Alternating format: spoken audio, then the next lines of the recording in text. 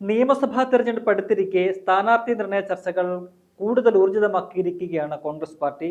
UDFനെ നയിക്കുന്ന പാർട്ടി എന്നുള്ള നിലയിൽ തെരഞ്ഞെടുപ്പ് പ്രവർത്തനങ്ങൾ ഒരു പടി മുന്നേ തന്നെ നടത്തി സ്ഥാനാർത്ഥി നിർണയം ഉൾപ്പെടെ എത്രയും പെട്ടെന്ന് തന്നെ പൂർത്തിയാക്കി തെരഞ്ഞെടുപ്പിന്റെ പ്രചരണത്തിലേക്ക് കടക്കുക എന്നതാണ് കോൺഗ്രസ് ലക്ഷ്യമിടുന്നത്.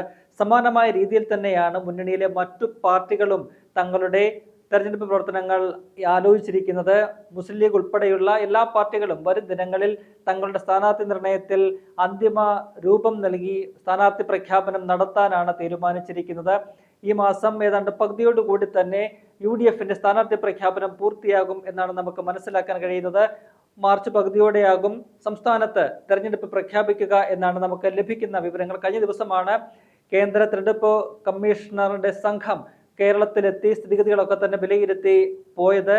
അതുകൊണ്ട് മാർച്ച് പകുതിയോടുകൂടി കേരളം ഉൾപ്പെടെ 5 സംസ്ഥാനങ്ങളിലെയും തെരഞ്ഞെടുപ്പ് പ്രഖ്യാപിക്കാനാണ് സാധ്യത. അതോടുകൂടി തന്നെ കോൺഗ്രസിന്റെയും UDFന്റെയും സ്ഥാനാർത്ഥികളുടെയും പ്രഖ്യാപിക്കുക എന്നതാണ് UDFന്റെ നേതൃത്വം ഇപ്പോൾ ലക്ഷ്യമിടുന്നത്.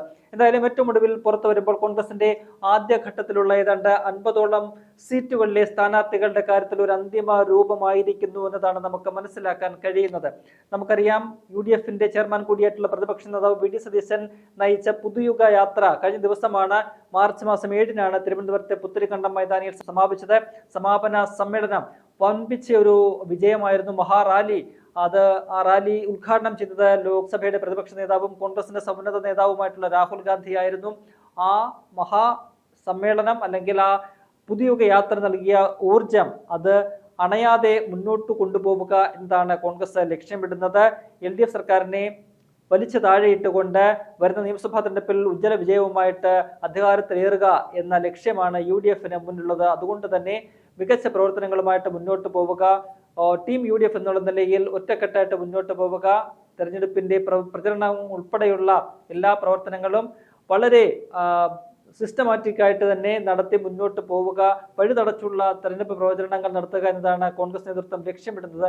എന്തായാലും 50 സീറ്റുകളിൽ കോൺഗ്രസിന്റെ സ്ഥാനാർത്ഥികളെ സംബന്ധിച്ച് ഏകദേശ ധാരണ ആയിട്ടുണ്ട് എന്നാണ് നമുക്ക് ലഭിക്കുന്ന വിവരങ്ങൾ.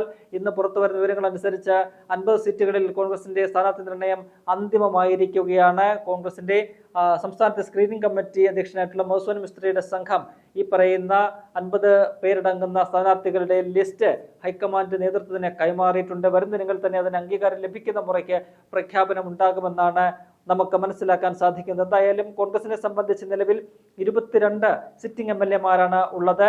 നിലമ്പൂരിൽ ഉപതെരഞ്ഞെടുപ്പിലൂടെ പിടിച്ചെടുത്തതോടുകൂടി, അതിനു മുൻപ് 21 സീറ്റുകളാണ് ഉണ്ടായിരുന്നത്. നിലമ്പൂർ ഉപതെരഞ്ഞെടുപ്പിലൂടെ ജയിച്ചതോടെ 22 സിറ്റിംഗ് MLA-മാരാണ് UDFന് ഉണ്ടായിരുന്നത്. അതിൽ 2 സിറ്റിംഗ് MLA-മാർക്ക് ഇത്തവണ സീറ്റില്ല. അതിൽ ഒന്ന് എറണാകുളം ജില്ലയിലെ തൃപ്പൂണിത്തുറയാണ്. തൃപ്പൂണിത്തുറയിലെ സിറ്റിംഗ് MLA ആയിട്ടുള്ള K. ബാബു, മുൻ മന്ത്രി, അദ്ദേഹം അനാരോഗ്യം കാരണം മത്സരരംഗത്തേക്കില്ല എന്ന് പ്രഖ്യാപിച്ച് പിന്മാറി. അതുകൊണ്ട് തൃപ്പൂണിത്തുറയിൽ പുതിയൊരു സ്ഥാനാർത്ഥിയെ കണ്ടെത്തണം.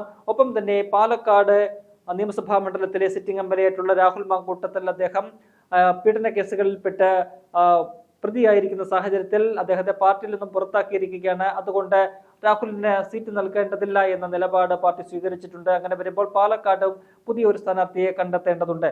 ശേഷിക്കുന്ന 20 നിയമസഭാ MLA-മാർ, സിറ്റിംഗ് MLA-മാർക്കും കോൺഗ്രസ് സീറ്റ് നൽകിയിട്ടുണ്ട്. ആ 20 MLA-മാരുടെ സീറ്റ് മാറ്റി നിർത്തി കഴിഞ്ഞാൽ ശേഷിക്കുന്ന ഏതാണ്ട് 30ഓളം സീറ്റുകളിലെ സ്ഥാനാർത്ഥികൾ സംബന്ധിച്ചൊരു അന്തിമ ധാരണ ആയിട്ടുണ്ട്. അതിന്റെ ലിസ്റ്റാണ് ഇപ്പോൾ പുറത്തു വന്നിരിക്കുന്നത്. നമുക്ക് തെക്കു നിന്നുള്ള ജില്ലകളുടെ അനുസരിച്ച് നോക്കുകയാണെങ്കിൽ തിരുവനന്തപുരം ജില്ലയിൽ തിരുവനന്തപുരം നിലവിൽ കോൺഗ്രസിന് ഒരു സിറ്റിംഗ് MLA മാത്രമാണുള്ളത്. അത് കോവളം MLA M. വിൻസെന്റ് ആണ്. വിൻസെന്റിന് പുറമെ അവിടെ സിറ്റിംഗ് MLA-മാരില്ലാത്ത സീറ്റുകളിൽ ഇപ്പോൾ ഒരു സ്ഥാനാർത്ഥി നിർണയം ആയിരിക്കുന്ന ഒരു സീറ്റ് എന്ന് പറയുന്നത് വട്ടിയൂർക്കാവാണ്.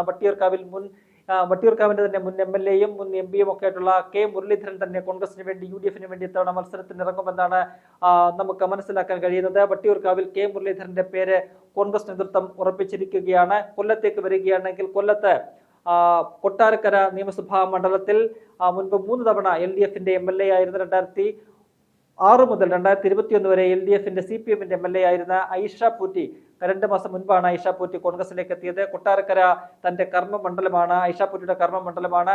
ആ ഐഷ പോറ്റിയെ കൊട്ടാരക്കരയിൽ സീറ്റ് പിടിച്ചെടുക്കാൻ വേണ്ടിയിട്ട് കോൺഗ്രസ് നിയോഗിച്ചിരിക്കുന്നു എന്നാണ് ഏറെ പ്രധാനപ്പെട്ട ഒരു കാര്യം. പത്തനംതിട്ടയിലേക്ക് വരുമ്പോൾ പത്തനംതിട്ടയിൽ അടൂർ നിയമസഭാ മണ്ഡലം അത് സംവരണ മണ്ഡലമാണ്. കഴിഞ്ഞ നിയമസഭാ തെരഞ്ഞെടുപ്പിൽ കോൺഗ്രസിന്റെ MG കണ്ണനാണ് അവിടെ മത്സരിച്ചത്. മികച്ച ഒരു പോരാട്ടമാണ് MG കണ്ണൻ നടത്തിയത്. ചിറ്റയം ഗോപകുമാർ ഏതാണ്ട് 2000 വോട്ടുകൾക്ക് മാത്രമാണ് അവിടെ ജയിച്ചത്. പിന്നീട് MG കണ്ണൻ നമ്മളെ വിട്ടുപിരിയുന്ന ഒരു സാഹചര്യം ഉണ്ടായി. ആ അടൂർ നിയമസഭാ മണ്ഡലം അവിടെ മുന്നേറ്റം നടത്തിയ MG കണ്ണൻ നടത്തിയ മുന്നേറ്റം അത് തുടർന്ന് ആ മണ്ഡലം തിരിച്ചു പിടിക്കാനായിട്ട് കോൺഗ്രസ് നിയോഗിച്ചിരിക്കുന്നത് മുൻ MPയും KPCCയുടെ വൈസ് പ്രസിഡന്റുമാരിൽ ഒരാളുമായിട്ടുള്ള രമ്യ ഹരിദാസിനെയാണ്. രമ്യ ഹരിദാസിലൂടെ ആ മണ്ഡലം തിരിച്ചു പിടിക്കാൻ കഴിയും എന്ന ഉറച്ച വിശ്വാസത്തിലാണ് കോൺഗ്രസ് നേതൃത്വമുള്ളത്. പിന്നീട് എറണാകുളം ജില്ലയാണ്. എറണാകുളം ജില്ലയിൽ നിലവിലുള്ള സിറ്റിംഗ് MLA-മാർക്ക് പുറമെ സ്ഥാനാർത്ഥിത്വം ഉറപ്പായിരിക്കുന്ന ഒരു മണ്ഡലം എന്ന് പറയുന്നത് കുന്നത്തുനാടാണ്. കുന്നത്തുനാടും സമാനമായ രീതിയിൽ ഒരു സംവരണ മണ്ഡലമാണ്. കഴിഞ്ഞ തവണ കോൺഗ്രസിന്റെ VP സജീന്ദ്രൻ അവിടെ മത്സരിച്ച് മുൻ MLA ആയിരുന്നു അദ്ദേഹം. 2011 മുതൽ 16 വരെയും 16 മുതൽ 21 വരെയും അവിടെ അദ്ദേഹം സിറ്റിംഗ് MLA ആയിരുന്നു. എന്നാൽ 21 നിയമസഭാ തെരഞ്ഞെടുപ്പിൽ അദ്ദേഹത്തിന് നേരിയ വോട്ടുകൾക്ക്, അതിന്റെ 2000-ഓളം വോട്ടുകൾക്കാണ് PV ശ്രീനിജനോട് അവിടെ പരാജയപ്പെടേണ്ടി വന്നത്. ആ സീറ്റ് തിരികെ പിടിക്കാനായിട്ട് VP സജീന്ദ്രനെ തന്നെ വീണ്ടും മത്സരിപ്പിക്കാനാണ് കോൺഗ്രസ് നേതൃത്വം തീരുമാനിച്ചിരിക്കുന്നത്. അടുത്തിടെ വരുന്ന സർവേ ഫലങ്ങളൊക്കെ നോക്കുമ്പോൾ കുന്നത്തുനാട് കോൺഗ്രസിന് തിരിച്ചു പിടിക്കാൻ കഴിയുന്ന ഒരു സാഹചര്യം ഉണ്ട് എന്നതാണ് രാഷ്ട്രീയ വിലയിരുത്തൽ ഒക്കെ തന്നെ ഉള്ളത്. അവിടെ ഈ പറയുന്ന 2020-യുടെ ഒരു സ്വാധീനം മുൻപുണ്ടായിരുന്നു. എന്നാൽ 2020 ഇത്തവണ NDA-യിലേക്ക് പോയതോടുകൂടി 2020-യിലേക്ക് പോയിരിക്കുന്ന കോൺഗ്രസിന്റെ വോട്ടുകളൊപ്പം തന്നെ നിഷ്പക്ഷ വോട്ടുകളൊക്കെ തന്നെ കോൺഗ്രസിലേക്ക് UDF-ലേക്ക് മടങ്ങിയെത്തും. അത് കുന്നത്തുനാട്ടിൽ കോൺഗ്രസിന് മികച്ച വിജയം സമ്മാനിക്കുമെന്നാണ് നമുക്കിപ്പോൾ മനസ്സിലാക്കാൻ കഴിയുന്നത്. ഒപ്പം തന്നെ തൃശ്ശൂർ ജില്ലയിലേക്ക് വരുമ്പോൾ തൃശ്ശൂർ ജില്ലയിലെ തൃശ്ശൂർ മണ്ഡലം നിലവിൽ അത് LDF-ന്റെ CPI-യുടെ സിറ്റിംഗ് സീറ്റാണ്. P. ബാലചന്ദ്രനാണ് അവിടുത്തെ സിറ്റിംഗ് MLA. ആ മണ്ഡലം തിരികെ പിടിക്കാനായിട്ട് കോൺഗ്രസ് TV ചന്ദ്രമോഹൻ എന്ന് പറയുന്ന അവിടെ ജനകീയനായിട്ടുള്ള നേതാവിനെയാണ് രംഗത്തിറക്കുന്നത്. കഴിഞ്ഞ തവണ K. കരുണാകരന്റെ മകൾ പത്മജ വേണുഗോപാലായിരുന്നു കോൺഗ്രസിന്റെ സ്ഥാനാർത്ഥി. അവിടെ ഏതാണ്ട് 947 വോട്ടുകൾക്കാണ് CPI-യുടെ P. ബാലചന്ദ്രൻ വിജയിക്കുന്നത്. അത്തരത്തിൽ മികച്ച പോരാട്ടം കോൺഗ്രസിനോട് നടത്താൻ കഴിഞ്ഞ കോൺഗ്രസിന്റെ ഒരു ഉറച്ച കോട്ടയായിട്ടുള്ള മണ്ഡലമാണ് തൃശ്ശൂര്. അവിടെ ഒരു ജനകീയ മുഖം എന്നുള്ള നിലയിൽ വിജയസാധ്യത കൂടി കണക്കിലെടുത്തുകൊണ്ടാണ് TV ചന്ദ്രമോഹനെ അവിടെ സ്ഥാനാർത്ഥിയാക്കുന്നത്. തൃശ്ശൂരിലേക്ക് വന്നു കഴിഞ്ഞാൽ തൃശ്ശൂർ കഴിഞ്ഞാൽ മറ്റൊരു മണ്ഡലം എന്ന് പറയുന്നത് കൊടുങ്ങല്ലൂരാണ്. കൊടുങ്ങല്ലൂര് അവിടെ യൂത്ത് കോൺഗ്രസിന്റെ സംസ്ഥാന അധ്യക്ഷനായിട്ടുള്ള OJ ജനീഷിനെയാണ് കോൺഗ്രസ് സ്ഥാനാർത്ഥിയായിട്ട് പ്രഖ്യാപിച്ചിരിക്കുന്നത്. അവിടെ കൊടുങ്ങല്ലൂര് എന്ന് പറയുന്നത് നിലവിൽ CPI-യുടെ സിറ്റിംഗ് സീറ്റാണ്. VR സുനിൽകുമാറാണ് കൊടുങ്ങല്ലൂരിലെ MLA. അവിടെ OJ ജനീഷിനെ പോലെ ചുറുചുറുക്കുള്ള ഒരു യുവ നേതാവിനെ രംഗത്തിറക്കിയാൽ പിടിച്ചെടുക്കാൻ കഴിയും. കഴിഞ്ഞ തദ്ദേശ തെരഞ്ഞെടുപ്പിലൊക്കെ തന്നെ കൊടുങ്ങല്ലൂർ നിയമസഭാ മണ്ഡല പരിധിയിൽ മികച്ച പ്രകടനമാണ് UDF-ന് നടത്താൻ കഴിഞ്ഞത്. അതിന്റെ കൂടി പശ്ചാത്തലത്തിലാണ് OJ ജനീഷിനെ അവിടെ മത്സരത്തിനായിട്ട് രംഗത്തിറക്കുന്നത്. മറ്റൊരു മണ്ഡലം പാലക്കാട് ജില്ലയിലെ കോങ്ങാടാണ്. കോങ്ങാട് നിലവിൽ CPM-ന്റെ സിറ്റിംഗ് സീറ്റാണ്. K. ശാന്താകുമാരിയാണ് അവിടുത്തെ സിറ്റിംഗ് MLA. അവിടെ കോങ്ങാട് മണ്ഡലം പിടിച്ചെടുക്കാനായിട്ട് കോൺഗ്രസിന്റെ KPCC ജനറൽ സെക്രട്ടറി കൂടിയായിട്ടുള്ള KA തുളസിയെ ആണ് ഇത്തവണ കോൺഗ്രസ് രംഗത്തിറക്കുന്നത്. പാലക്കാട് തൃത്താലയിൽ മുൻ MLA-യും കഴിഞ്ഞ തവണ നേരിയ വോട്ടുകൾക്ക് പരാജയപ്പെട്ട KPCC-യുടെ വൈസ് പ്രസിഡന്റ് കൂടിയായിട്ടുള്ള VT ബലറാമിനെ വീണ്ടും രംഗത്തിറക്കുകയാണ്. ഒപ്പം തന്നെ പാലക്കാട് മണ്ഡലത്തിൽ അവിടെ കോൺഗ്രസിന്റെ സിറ്റിംഗ് സീറ്റാണ്. രാഹുൽ മാങ്കൂട്ടത്തിന് സീറ്റ് നിഷേധിക്കപ്പെട്ട സാഹചര്യത്തിൽ അവിടെ ആ സീറ്റ് നിലനിർത്താൻ ഒരു സൂപ്പർ താരത്തെ തന്നെ രംഗത്തിറക്കാനാണ് കോൺഗ്രസ് നേതൃത്വം ഇപ്പോൾ ആലോചിച്ചിരിക്കുന്നത്. കോൺഗ്രസ് സഹയാത്രികനും കോൺഗ്രസ്സുകാരനെന്ന് സ്വയം പറയുകയും ചെയ്യുന്ന അത് ഏത് വേദിയിലും അത് തുറന്നു പറയാൻ മടി കാട്ടാത്ത നമ്മളുടെ സിനിമാ നടൻ കൂടിയായിട്ടുള്ള രമേഷ് പിഷാരടിയാണ് പാലക്കാട് കോൺഗ്രസിന് വേണ്ടിയിട്ട് ഇത്തവണ രംഗത്തിറങ്ങുക എന്നതാണ് ലഭിക്കുന്ന വിവരം. മലപ്പുറത്തേക്ക് വന്നു കഴിഞ്ഞാൽ മലപ്പുറത്ത് നിലമ്പൂര്, വണ്ടൂര് 2 സിറ്റിംഗ് സീറ്റുകളാണ് കോൺഗ്രസിനുള്ളത്. അവിടെ രണ്ടിടത്തും സിറ്റിംഗ് MLA-മാർ തന്നെ.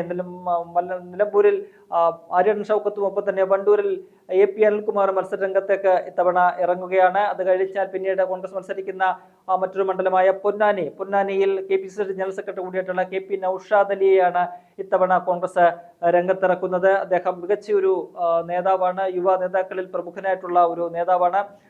പൊന്നാനി നിലവിൽ CPM-ന്റെ സിറ്റിംഗ് മണ്ഡലമാണ്. അവിടെ മികച്ച ഒരു പ്രകടനം നടത്താൻ കോൺഗ്രസിന് സാധിക്കും എന്ന ഒരു വിലയിരുത്തലിന്റെ പശ്ചാത്തലത്തിലാണ് KP നൌഷാദ് അലിയെ പോലെ ചുറുചുറുക്കുള്ള ഒരു നേതാവിനെ അവിടെ രംഗത്തിറക്കാൻ തീരുമാനിച്ചിരിക്കുന്നത്. പിന്നീട് മലപ്പുറത്തേക്ക് വന്നാൽ മലപ്പുറത്ത് തവനൂരിൽ മറ്റൊരു മണ്ഡലമാണ് കോൺഗ്രസ് മത്സരിക്കുന്ന തവനൂരിൽ ഒരുപക്ഷെ DCCയുടെ പ്രസിഡന്റ് കൂടിയായിട്ടുള്ള VS ജോയിയെ മത്സരിപ്പിക്കാൻ ഒരു നീക്കം നടക്കുന്നുണ്ട്. തവനൂർ അല്ലെങ്കിൽ VS ജോയിയെ കോഴിക്കോട് ജില്ലയിലെ തിരുവമ്പാടിയിൽ മത്സരിപ്പിക്കാനുള്ള ഒരു ശ്രമവുമുണ്ട്. ഈ രണ്ട് മണ്ഡലങ്ങളിൽ ഏതെങ്കിലും ഒന്നിൽ, മലപ്പുറം ജില്ലയിലെ തവനൂർ അല്ലെങ്കിൽ കോഴിക്കോട് ജില്ലയിലെ തിരുവമ്പാടി, ഇവിടെ ഏതെങ്കിലും ഒരു മണ്ഡലത്തിൽ VS ജോയി ആയിരിക്കും സ്ഥാനാർത്ഥി എന്ന് ഉറപ്പാക്കപ്പെട്ട് കഴിഞ്ഞിട്ടുണ്ട്. കോഴിക്കോട് കൊയിലാണ്ടിയിൽ DCC അധ്യക്ഷൻ കൂടിയായിട്ടുള്ള K പ്രവീൺ കുമാർ സ്ഥാനാർത്ഥിയാകും. നാദാപുരത്ത് യൂത്ത് കോൺഗ്രസിന്റെ ദേശീയ സെക്രട്ടറി ആയിട്ടുള്ള KM അഭിജിത്താണ് സ്ഥാനാർത്ഥിയാവുക. കോഴിക്കോട് നോർത്തിൽ KPCC ജനറൽ സെക്രട്ടറി ആയിട്ടുള്ള K ജയന്ത് സ്ഥാനാർത്ഥിയാകും. എലത്തൂരിൽ KPCC ജനറൽ സെക്രട്ടറി ആയിട്ടുള്ള വിദ്യാ ബാലകൃഷ്ണനാണ് നിലവിൽ സ്ഥാനാർത്ഥി ആകുന്നത്.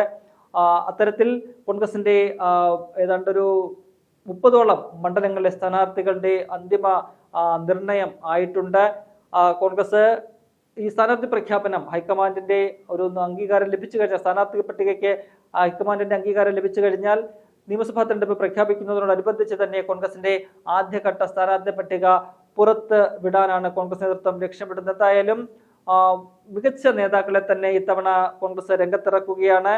കഴിഞ്ഞ 10 വർഷത്തെ LDF ഭരണത്തിനെതിരായിട്ടുള്ള ജനവികാരം സംസ്ഥാനത്തെങ്ങും അലയടിക്കുന്ന ഒരു രാഷ്ട്രീയ സാഹചര്യമാണ് നിലവിലുള്ളത്. അതുകൊണ്ട് തന്നെ പല മണ്ഡലങ്ങളിലും മികച്ച സ്ഥാനാർത്ഥികളെ രംഗത്തിറക്കി. CPMന്റെ LDFന്റെ ഒക്കെ തന്നെ സിറ്റിംഗ് മണ്ഡലങ്ങളിൽ മികച്ച സ്ഥാനാർത്ഥികളെ രംഗത്തിറക്കി മികച്ച മത്സരം കാഴ്ചവെച്ച മണ്ഡലങ്ങൾ തിരിച്ചു പിടിക്കുക എന്ന വളരെ നിർണായകമായ ഒരു തീരുമാനമാണ് കോൺഗ്രസിന്റെ ഭാഗത്തു നിന്നും ഉണ്ടായിരിക്കുന്നത്. എന്തായാലും കോൺഗ്രസിന്റെ ആദ്യ ഘട്ട സ്ഥാനാർത്ഥി പട്ടികയിലെ 50 സ്ഥാനാർത്ഥികളുടെ പ്രഖ്യാപനം വരും ദിനങ്ങളിൽ, ഏതാണ്ട് മാർച്ച് പകുതിയോടുകൂടി തന്നെ ഉണ്ടാകുമെന്ന വാർത്തകളാണ് പുറത്തു വരുന്നത്.